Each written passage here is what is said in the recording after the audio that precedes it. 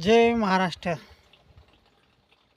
2026 February 22 महाराष्ट्रात आणि देशात हवामान म्हणून एक रील राहत असते शेतकऱ्यांनो. प्रत्येक जिल्ह्याला काही जिल्ह्यात ढगाळ वातावरण होण्याची शक्यता होईल. तुरळक ठिकाणी कुठं थोडा उन्हाचा चमका वाढेल बघा. काही भाग बदलून काम होणार आहे आणि थोडंफार वाऱ्याची झुळूक काही ठिकाणी होईल, काही ठिकाणी नाही.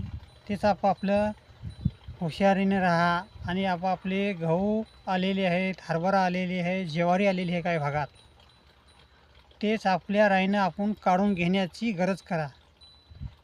तेच मी प्रत्येक महाराष्ट्रातल्या शेतकऱ्याला रील बनवून टाकीत असतो. पब्लिकला बघण्याकरता रील राहत असते. शेतकऱ्यांनो काहीच फिकीर करू नका. आणि याच्यात एखादा गोंधळ अवकाळीचा आला तर आणि तुम्हाला प्रत्येक महाराष्ट्रात आणि देशभरात रील बघण्याला सोडेल. काही चिंता करू नका. याच्यात काही होईल तितकी काहीचीच काही होणार नाही. तुम्हाला आधी मी बातमी टाकेल, मग तुम्हाला पटेल. भयानक बातम्या टाकलेल्या आहेत, रील सोडलेले आहेत.